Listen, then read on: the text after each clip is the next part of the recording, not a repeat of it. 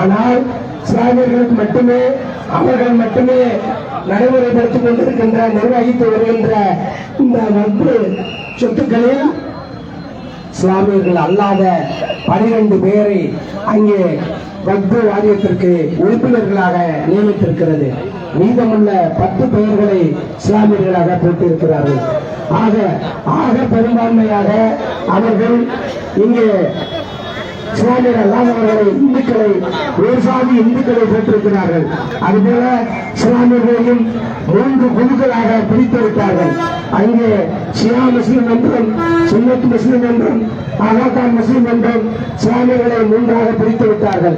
ஏறக்குறைய இந்தியாவில் உள்ள 3672 சாதிகளையும் நீங்கள் எல்லோரும் உயர் சாதிகள், நீங்கள் எவருக்கும் அடிமைகள் என்று இந்த சாதிகளை எல்லாம் கூர்தீட்டி அவர்களை எல்லோரும் உயர் சாதி மனப்பான்மையை வைத்திருக்கிறது போல அவர்கள் வக்ஃப் திருத்த சட்டத்தையும் அவர்கள் தொடர்ச்சியாக திருத்தி 3ஆக பிரித்து விட்டார்கள். 3 பிரிவிலும் ஆளுக்கு 3 பேரை போட்டிருக்கிறார்கள். அவர்கள் யாரும் ஒற்றுமையாக இருக்கவே முடியாது. அவர்களுடைய சொத்து மதிப்பான 1,20,000 கோடி மதிப்பிலான சொத்துக்களை இன்றைக்கு பாஜக மோடி அரசு சூறையாடி இருக்கிறது. வக்ஃப் சட்டத்தை திருத்துவதற்கான முக்கிய காரணமே அதானியும் அம்பானியும் வீடு கட்டியிருப்பது. அவர்கள் மும்பையினுடைய வக்ஃப் சட்டத்தில் தான் அவர்களுடைய வீடு கட்டியிருப்பதாக சொல்கிறார்கள். இந்தியாவிலேயே ரவுடி லாண்டரி நடத்தி வந்திருக்கிற ஒரே கட்சி பாரதிய ஜனதா கட்சி தான். நேற்று வரை அவன் கேள்வியாக கள்ளச்சாராய விற்பவனாக, அவன் மணல் திருடனாக அல்லது கள்ளவேட்டை அடிப்பவனாக இருந்தால் பாரதிய ஜனதா கட்சியில் சேர்ந்த சில நாட்களிலேயே அவர்கள் புனிதமானவர்களாக குற்றம் மேலுமற்றவர்களாக ஆகிவிடுகிறார்கள்.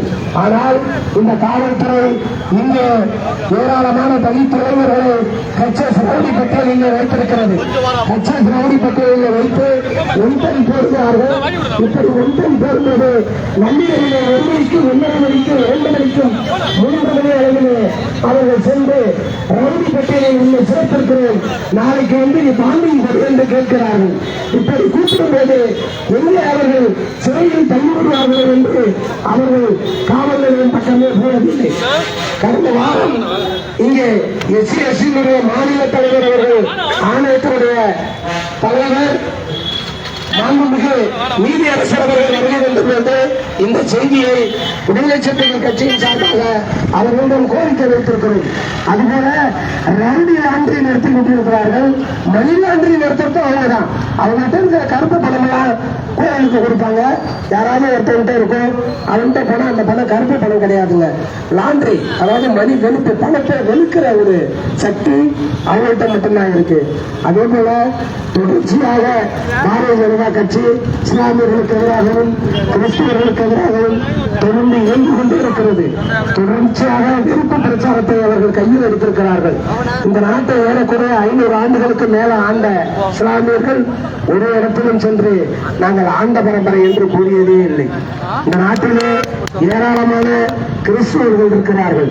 தமிழக கேரளா கடற்கரையோரம் இருக்கக்கூடிய அத்தனை சாதிகளும் கிறிஸ்தவர்களாக, மீனவர்கள் கரையாளர்களாக மாறிவிட்டார்கள். அவர்களும் சென்று நாங்கள் ஆண்ட பரம்பரை என்று எங்கேயும் கூறியதில்லை. ஆனால் இங்கே பார்ப்பவர்களுக்கு அடிமையாக தங்கள் சாதிகளை வைத்துள்ள சூத்திரர்கள் இந்தியாவில் வந்து சூத்திர சாதி விழிஞ்சிடுச்சு. யாருமே சூத்திரரே கிடையாது. சூத்திரன்னா யாரும் சொல்ல முடியாது. என்ன காரணம் பார்த்தீங்கன்னா, சூத்திரம் கூட சத்திரியங்கிறான். சத்திரியர்கள் யாருன்னா நாங்க ஆண்ட பரம்பரைங்கிறான். ரைட்டு, நீ எது வரைக்கும் ஆண்ட? திருச்சியிலிருந்து நாங்க தஞ்சாவூர் வரைக்கும் ஆண்டோம். நாங்க 1700 800 வரைக்கும் ஆண்டோம். உங்க தாத்தா பேர் எது அப்படின்னு போட்டோம்னா இல்லை, யாரையும் சொல்ல மாட்டான். நாங்க ஆண்ட பரம்பரை இதே பாட்டா பாடி கண்ணுக்கு தெரியாத புரிஞ்சலைகளால் பூத்து போய் கிடக்கிறோம். அது ஏற்கட்டி ஊர்தோட விடுதலை சிறுத்தைகளுக்கு வேற வழியே இல்லை. ஆண்ட பரம்பரை தத்துவத்தை ஏற்கட்டு ஊர்ந்துதான் ஆகணும். ஆண்ட பரம்பரையா இருக்கிறவங்க கான்ஸ்டிடியூஷன் சட்டப்படி அவங்க இடஒதுக்கீடு கேட்கவே முடியாது. இடஒதுக்கீடு அவங்க கேட்கவே முடியாது. ஏன்னா 65வது சட்டத்திற்கும் இந்திய அரசியலமைப்போட சட்டத்திற்கும் மன்னர் மானியம் ஒழிப்பு, ஜமீன் இனாம் ஒழிப்பு போன்ற கொள்கைகளை உள்ளடக்கிய ஒரு சட்டம் இருக்கும். ஆண்ட பரம்பரைக்கெல்லாம் அதன்படி பார்த்தா அவங்களுக்கு இடஒதுக்கீடு கொடுக்க கூடாது. அது போலதான் இந்த நாட்டில் எல்லாமே நடந்துகிட்டு இருக்கு. இஸ்லாமியர்களுக்கு எதிரான இந்த வெறுப்பு பிரச்சாரத்தை விடுதலை சிறுத்தைகள் கட்சி தொடர்ச்சியாக முறியடிக்க வேண்டும். தலைவர் எழுச்சி தமிழர் அவர்களுடைய தலைமையிலே இந்த போராட்டம் தொடர்ச்சியாக சிறுபான்மையினர்களுக்கு எதிராக நடந்து கொண்டிருக்கிறது. ஒரு ஐரோப்பிய பழமொழி இருக்கிறது. அவர்கள் முதலில் அவர்கள் மீக்ரோக்களை பிடித்துச் சென்றார்கள். நாங்கள் கேட்கவில்லை, ஏனெனில் நாங்கள் மீக்ரோக்கள் இல்லை. அடுத்தபடியாக அவர்கள் புரோட்டஸ்டாண்டுகளை பிடித்துச் சென்றார்கள். நாங்கள் கேட்கவில்லை, ஏனெனில் நாங்கள் புரோட்டஸ்டாண்டுகள் இல்லை. அடுத்தபடியாக இப்பொழுது அவர்கள் எங்களை பிடித்துச் செல்கிறார்கள், எங்களுக்காக கேட்பதற்கு யாருமே இல்லை என்ற ஒரு ஐரோப்பிய பழமொழி என்ற நினைவுக்கு வருகிறது. ஆகவே தோழர்களே, எழுச்சி தமிழ் தலைமையில் தொடர்ச்சியாக அணிந்திருந்து நாம் களமாட வேண்டும் என்று தந்த வாய்ப்புக்கு நன்றி பாராட்டி, அடுத்தபடியாக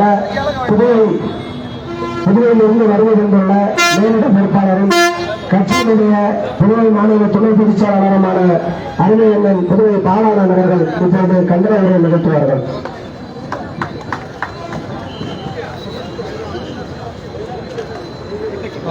வந்துருங்க.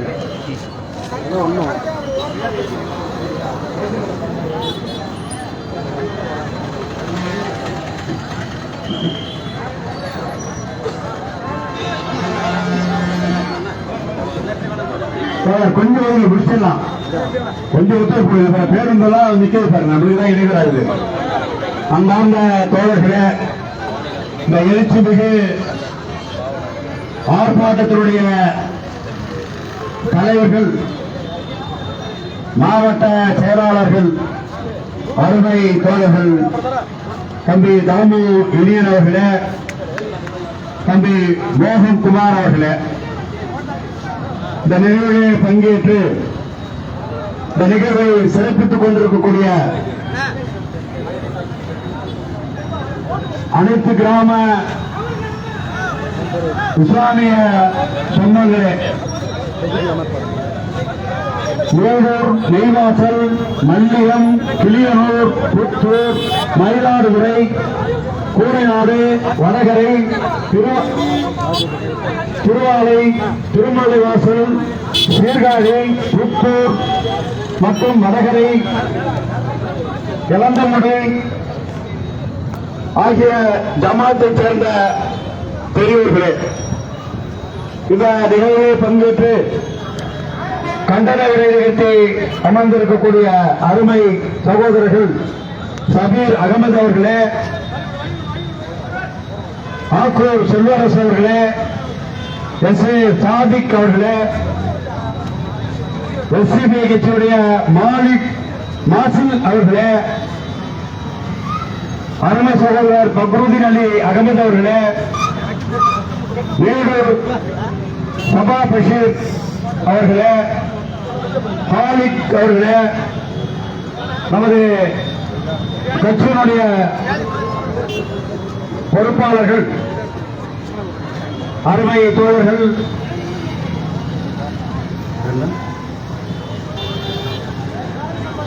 தமிழன் அவர்களே, சகோதரி செல்வகுமாரி அவர்களே, விஜயலட்சுமி அவர்களே, தமிழரசி அவர்களே, ஞானவல்லி அவர்களே, அருமை தோழர் மு க ஸ்டாலின் அவர்களே, அன்பு சகோதரர் காமராஜ் அவர்களே, மண்டல துணைச் செயலாளர் அருமை சகோதரர் காமராஜ் அவர்களே, இந்த நிகழ்வில் பங்கேற்று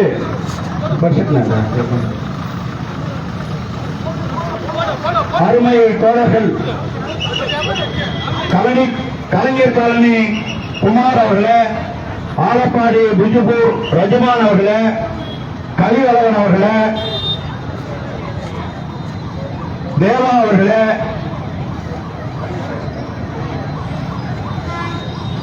அருமை சகோதரர் சாதிக் அவர்களே, அவ்வளவு சொல்லியாச்சு, அப்துல் உமா ஜமாத் அவர்களே, சாதிக் அவர்களே, அருமை சகோதரர் பாசிக் அவர்களே, எதுவும் சொல்லாது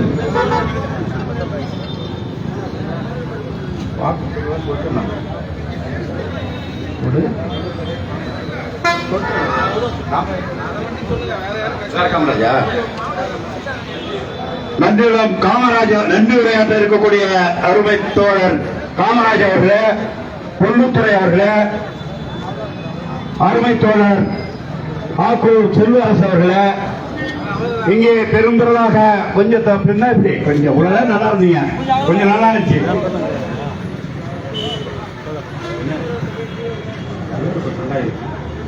அருமை தோழர்கள் அன்பழகன், பொன்னுத்துறை, கனிவளவன், ஆம்புலன்ஸ் கருணாநிதி,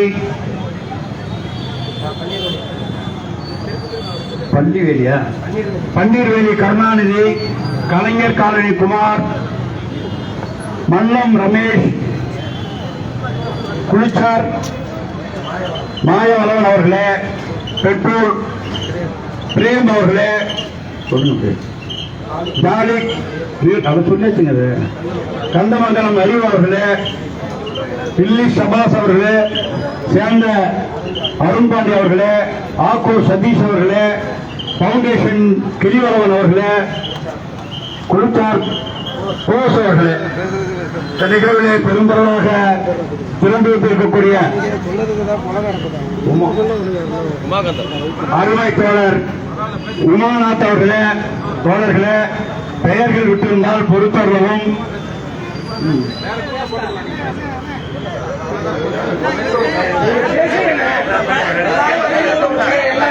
அன்பாக தோழர்களே, அருமை தோழர் லியாஸ்கான் அவர்களே,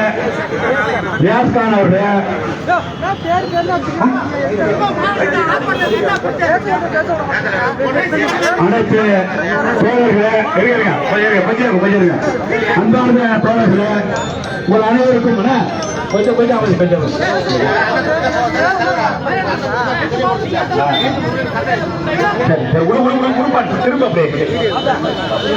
அனைத்து தோழர்களுக்கும் செம்மை அரசகுமார் அவர்களே, அனைத்து தோழர்களுக்கும் எனது நெஞ்சார்ந்த வணக்கத்தை தெரிவித்துக் கொள்கிறேன். செம்மை ஸ்டாலின் அவர்களே, தம்பி ஆமாப்பா, அனைத்து தோழர்களுக்கும் எனது மனமார்ந்த வணக்கத்தை தெரிவித்துக் கொள்கிறேன். வெயில நிக்கிறாங்க பாருங்க, அவங்க எவ்வளவு அடக்கமா நம்ம சொன்னதுக்காக போய் நிக்கிறாங்க நம்ம தோழர்கள். தமிழ அவ்வளவு ஓரம் போய் ஓரம்ப்பா தோழர்களே. இந்த எழுச்சி மிகு தலைவர் அண்ணன் எழுச்சி தலைவர் அவருடைய ஆணைக்கிணங்க இங்கே வருகிறது. இந்த ஆர்ப்பாட்டத்தை எழுச்சிகரமாக நடத்தி கொடுத்துக் கொண்டிருக்கக்கூடிய தலைவரின் உயிரின் உயிரான விடுதலை சிறுத்தைகளே, உங்கள் அனைவருக்கும் எனது மனமார்ந்த வணக்கத்தை தெரிவித்துக் கொள்கிறேன். நம்முடைய தலைவர் அண்ணன் எழுச்சி தமிழர் அவர்கள் இந்த வகுப்பு திருத்த சட்ட மசோதா நாடாளுமன்றத்திலே தாக்கல் செய்யப்படுகிறது என்பதை அறிந்தவுடன் தமிழகத்திலே பல்வேறு நிகழ்வுகளிலே இருந்த நம்முடைய தலைவர் அவர்கள் உடனடியாக விமானம் பிடித்து நாடாளுமன்றத்துக்கு சென்று நாடாளுமன்றத்திலே இந்த மசோதா மீது நடைபெற்ற விவாதத்திலே அனைத்து எதிர்க்கட்சி நாடாளுமன்ற உறுப்பினர்களும் தன்னுடைய கண்டனத்தை பதிவு செய்தார்கள். அதிலே திராவிட முன்னேற்ற கழகத்தினுடைய கூட்டணியில் இருக்கக்கூடிய அனைத்து கட்சிகளும் இதற்கு கண்டனத்தை எதிராக பதிவு செய்திருக்கிறார்கள். இந்தியாவில் இருக்கக்கூடிய அனைத்து மாநிலத்தில் இருக்கக்கூடிய நாடாளுமன்ற உறுப்பினர்களும் ஆதரவும் தெரிவித்திருக்கிறார்கள், கண்டனத்தையும் தெரிவித்திருக்கிறார்கள். ஆனால் தமிழகம்தான் 99.99% கண்டனத்தை பதிவு செய்த ஒரே மாநிலம் தமிழகம்தான். அதிலே இன்றைக்கு தமிழ் மாநில காங்கிரஸை சேர்ந்த ஜி.கே. வாசன் மட்டும்தான் அதை ஆதரித்திருக்கிறார். பாட்டாளி மக்கள் கட்சியுடைய மாநிலங்களவை உறுப்பினர் அன்புமணி ராமதாஸ் அவர்கள் வெளியேற்ற செய்திருக்கிறார். அதை ஆதரிக்கவும் இல்லை, எதிர்க்கவும் இல்லை.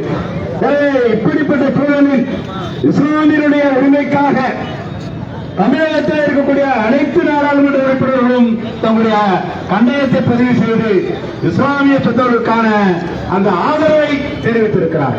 இது நாடாளுமன்றத்தின் மைய மண்டலத்தில் இப்போது மட்டுமல்ல, அது காலங்காலமாக அது இஸ்லாமியர்கள் மீது பிஜேபி மோடி தலைமையிலே ஆட்சி அதிகாரத்திற்கு வந்ததிலிருந்து ஏறக்குறைய 10 ஆண்டுகளுக்கு மேலாக இஸ்லாமியர்களை இந்த மண்ணினுடைய அந்நியர்கள் என்று இந்த மண்ணிலிருந்து அப்புறப்படுத்த வேண்டும் என்கிற ஒற்றை நோக்கத்தோடு அந்த பணியை தொடர்ந்து செய்து கொண்டிருக்கிறார்கள். இந்து மக்கள் மீது, இந்து மக்களுடைய அந்த நம்பிக்கையின் மீது, அந்த நம்பிக்கையை மூலதனமாக வைத்து இந்த மக்களை அணிதிரட்டுவதாக, இந்து மக்களை மதத்தின் பெயரால் அணிதிரட்டுவதற்கு இன்னொரு மதத்தை எதிராக வைக்கிறார்கள். எப்படி பாட்டாளி மக்கள் கட்சி ராமதாஸ் அவர்கள் அந்த மக்களை தலித் அல்லாதவர்களை அணிதிரட்டுவதற்கு தலித்தை எதிராக வைத்தார்களோ, நம்முடைய மகத்தான தலைவர் சாதி ஒழிப்பு போராளி அண்ணன் எழுச்சி தமிழர்களை எதிராக வைத்தார்களோ, வைத்து சாதி அரசியலை செய்தார்களோ, அதுபோல் இன்றைக்கு மத்தியிலே ஆண்டு கொண்டிருக்கக்கூடிய மோடி அரசு இஸ்லாமியர்களை மத எதிரிகளாக வைத்து இந்து மக்களுடைய ஆதரவு பெறுவதற்கான முயற்சியை மேற்கொண்டிருக்கிறார். அதற்காக இந்த இஸ்லாமியர்களை இந்த மண்ணின் மைந்தர்கள் இல்லை என்று அறிவிக்கிற நிலைக்கு இந்த நாட்டை அழைத்துச் செல்வதற்கு முயற்சிக்கிறார்கள். அதிலே புரட்சியாளர் அம்பேத்கர் அவர்கள் வடிவமைத்து தந்திருக்கக்கூடிய இந்த அரசியலமைப்பு சட்ட உரிமையை இன்றைக்கு நீர்த்து போக செய்து கொண்டிருக்கிறார்கள். எனவே ஒட்டுமொத்தமாக இந்த சங் பரிவார சக்திகள், RSS கும்பல் புரட்சியாளர் அம்பேத்கர் வகுத்து தந்த அந்த அரசியலமைப்பு சட்டத்தின் மூலமாக இயங்கிக் கொண்டிருக்கிற மதசார்பற்ற நாடாக, ஜனநாயக நாடாக இயங்கிக் கொண்டிருக்கிற இந்த இந்திய தேசத்தை இந்துக்களுடைய தேசமாக மாற்றுவதற்கு புரட்சியாளர் அம்பேத்கர் வகுத்து தந்த அந்த அரசியலமைப்பு சட்டத்தை மாற்ற துணிகிறார்கள். அதன் மூலமாக நம்முடைய உரிமைகளை பறிக்க முயற்சிக்கிறார்கள். எனவே அதோடு மட்டுமல்ல, இஸ்லாமியர்களுடைய மத நம்பிக்கையை ஒன்றொன்றாக அறிவித்துக் கொண்டிருக்கிறார்கள். கர்நாடகாவிலே ஹிஜாப் அணிவது குற்றம் என்கிற அந்த நடைமுறை சட்டத்தை கொண்டு வந்தார்கள். உத்தராகை அது இஸ்லாமியருடைய மத வழிபாட்டோடு இருக்கக்கூடிய மத உரிமையை கையெழுத்து உத்தராக் தடை சட்டத்தை கொண்டு வந்தார்கள். இன்றைக்கு இஸ்லாமியருடைய முழு சொத்தாக இருக்கக்கூடிய அந்த மக்களுடைய சொத்தாக அந்த சட்டத்தால் அங்கீகரிக்கப்பட்டிருக்கக்கூடிய அரசியலமைப்பு சட்டத்தால் அங்கீகரிக்கப்பட்டிருக்கக்கூடிய அந்த வகுப்புக்கு சொந்தமான சொத்துக்களை இன்றைக்கு கபலீகரம் செய்வதற்கு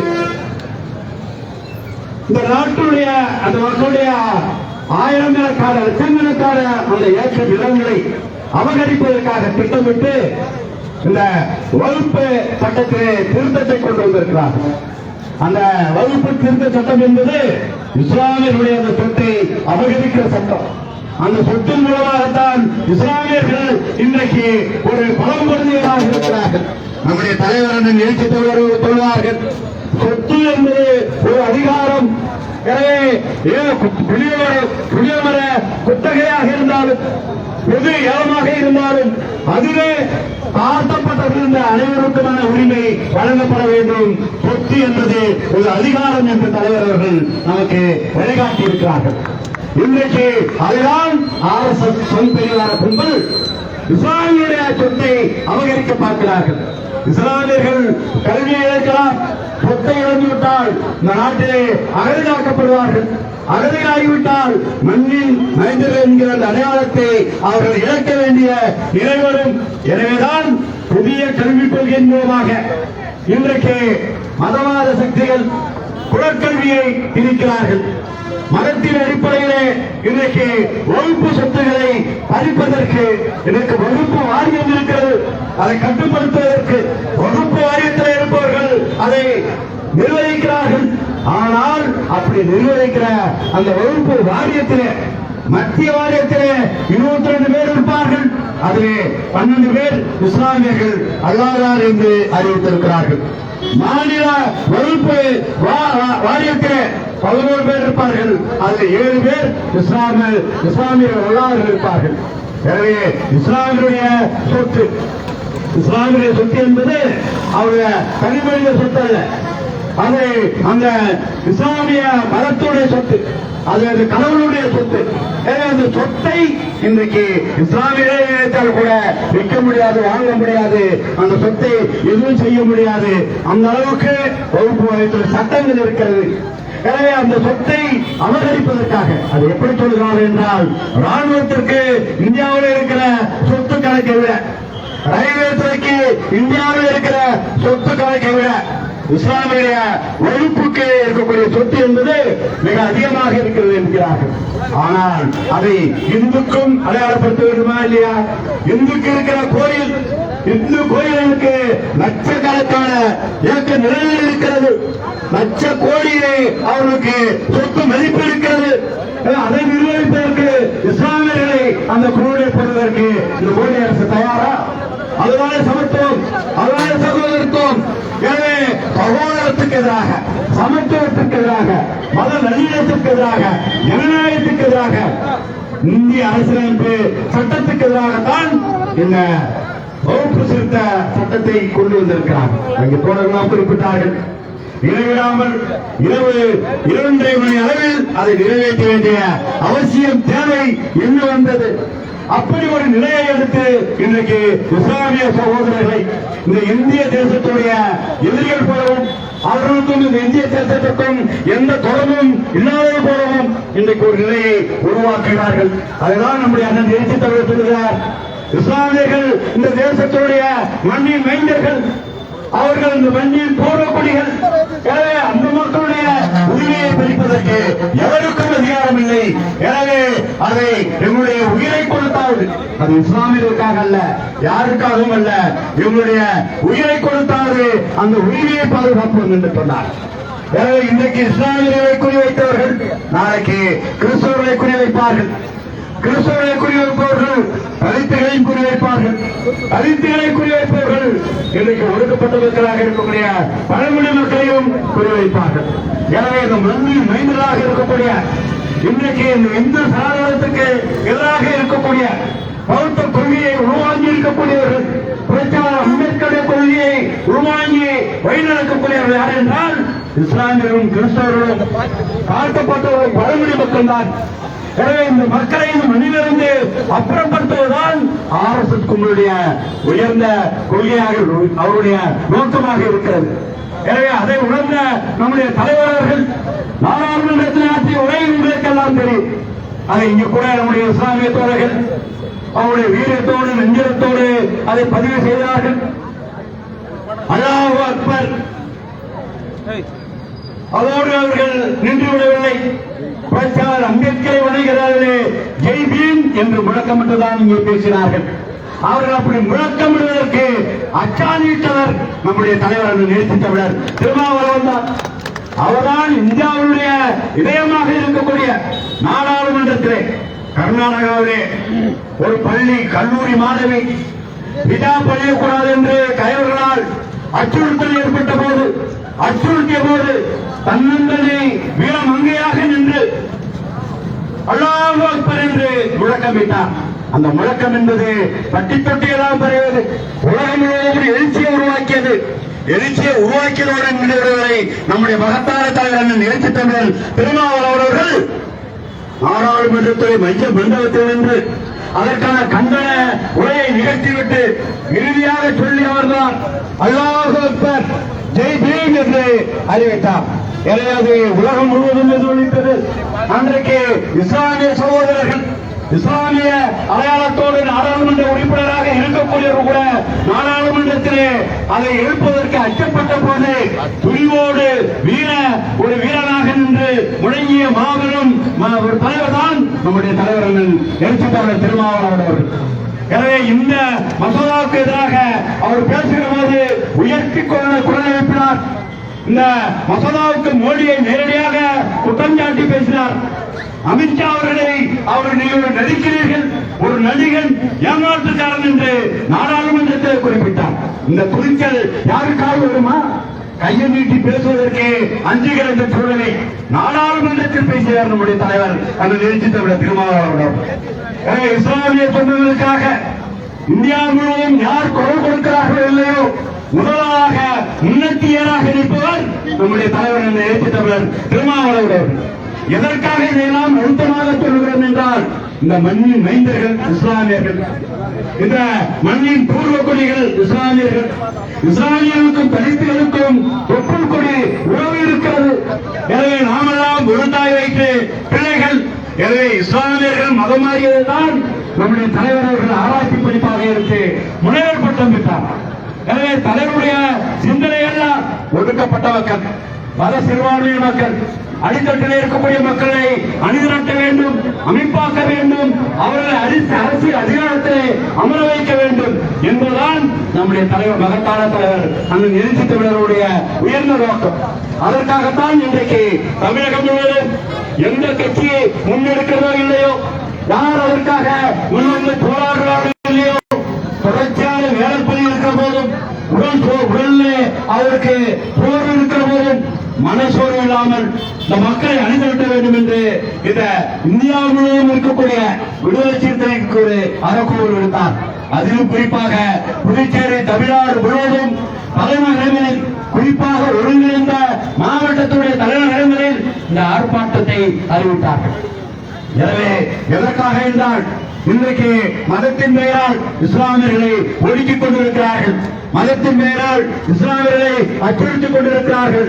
நடமாட முடியாது, வியாபாரம் செய்ய முடியாது, உங்களுக்கு அதிகாரத்திலே பங்கு இல்லை, நீங்கள் எல்லாம் வந்தேரிகள் என்கிற அந்த மக்களை அச்சுறுத்திக் கொண்டிருக்கிறார்கள். அந்த மக்களை பெரும்பான்மை இந்துக்களுக்கு எதிரானவர்களாக சித்தரித்துக் கொண்டிருக்கிறார்கள். இந்த சித்தரிப்பை, இந்த நயவஞ்சக செயலை, இந்த RSS உடைய சித்தாந்தத்துடைய கூறாக இருக்கக்கூடிய அந்த மத சிறுபான்மையுடைய ஒற்றுமையை பாதுகாக்க வேண்டும்.